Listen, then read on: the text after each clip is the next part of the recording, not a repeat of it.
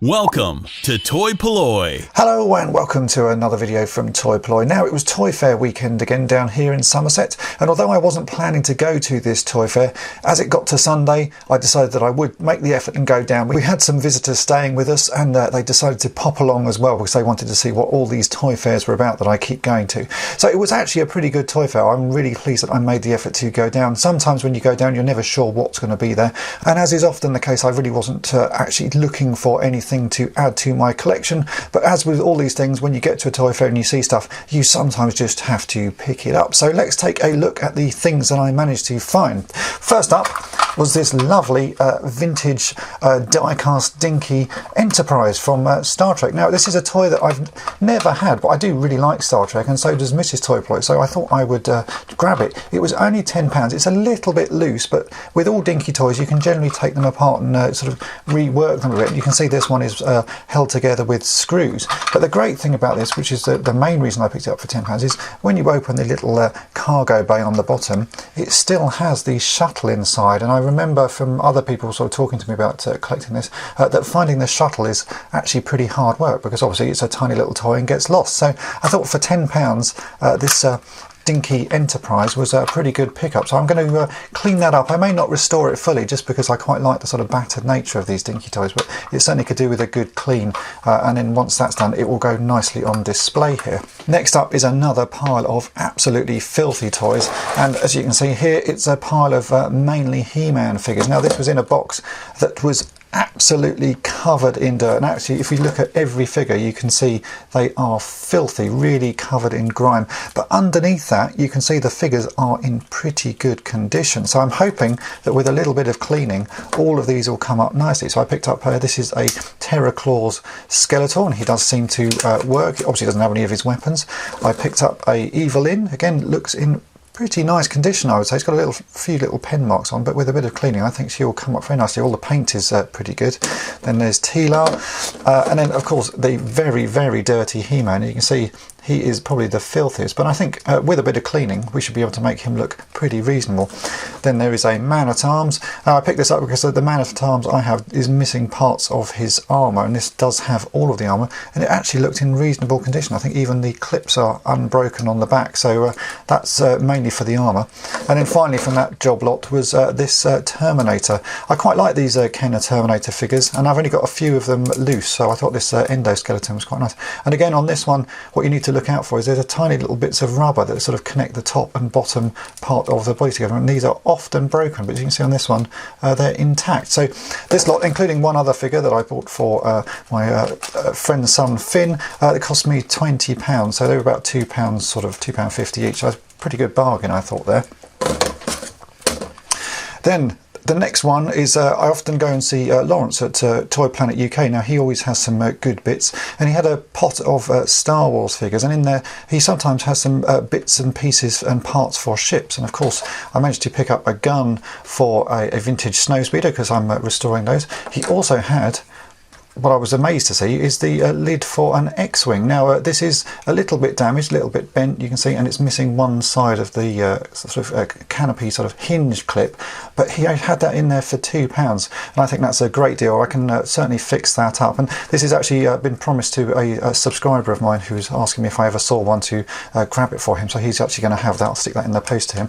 And then finally there was this removable limb C-3PO, a little bit worn and sort of battered, as you can see, and his legs are a little bit loose, but it was only £2, and it's nice to have another C-3PO in the collection. Then a lot of people have been asking me about restoring and showing restorations on some vintage Kenner Superpowers figures, and for the first time I've sort of made a point of actually looking out for them. I found this Lex Luthor, and although this isn't Kenner Superpowers, this is from Batman Returns, it is the same mould as the Kenner Superpowers, so I picked up the Joker as well. These were £2 each. Not a figure line that I'd ever collected before, but they look quite interesting and they have little features. I'm hoping that I can sort of work on those and restore those at some point. I already have a Superman and a Batman, but if I find any more that'll be a project that I'll start sometime soon. Then again, in another big rummage pot, sometimes you do find the odd great thing, and this was at the bottom of a rummage pot. The guy didn't know what it was, but obviously any Star Wars fan will know that that is the top gun for a vintage Imperial troop transport, and it's something that's incredibly hard to find with these gun ends not broken. You'll have seen in a recent restoration video of mine me showing you how to make the sort of new ends for these guns, so it's quite odd to find one unbroken.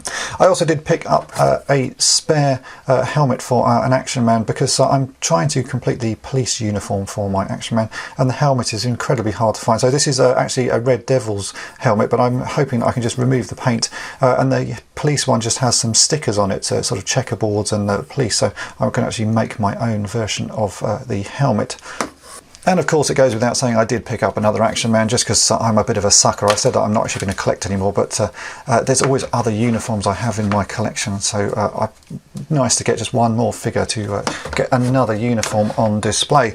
And finally, I want to say a big thank you to David Roberts, who is someone I've chatted to down at the Toy Fairs before and watches my videos, because he very kindly gave me a bag of Action Man bits that he'd been having a clear out of his sort of Lego collection, and found lots of Action Man bits. So he's given me a whole load of pieces here, mainly for the sort of Space Ranger and other stuff like that. So I just want to say a massive thank you to David Roberts for sort of taking the time to find me and give me these bits. These are fantastic, and they will be very well used. It looks like I've got to find another figure now to make another Space Ranger. So I think before I end this video, let's go and give some of these figures a clean and just see how well we can make them look, because as you can see, these are pretty filthy, but I think we should be able to make these look pretty decent just with a little bit of cleaning. So let's go and give them a quick clean and see how they come out.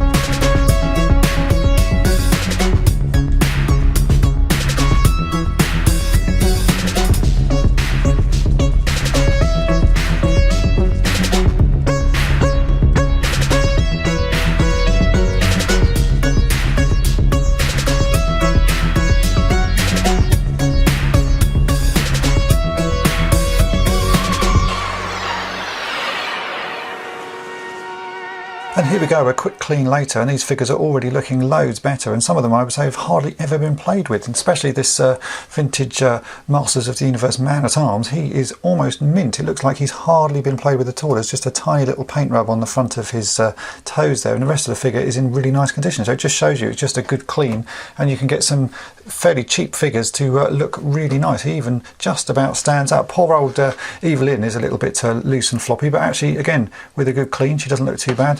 Teela looks very nice, as does Skeletor. The worst one is probably He-Man. As you saw, he was absolutely filthy. I've managed to take most of the dirt off his head. He probably needs another go, really, but it's quite sort of inground into the rubber there. But still, he's a good sort of base figure, and I'm sure I'll be able to do something with him at some point. So there you go. That is my video about the Bath and West Toy Fair that I went to this weekend. I hope that's been of interest to you, and thanks for watching. Thanks for watching toy-polloi. Subscribe for more great videos. You can also follow toy-polloi on Twitter, Facebook, and Instagram.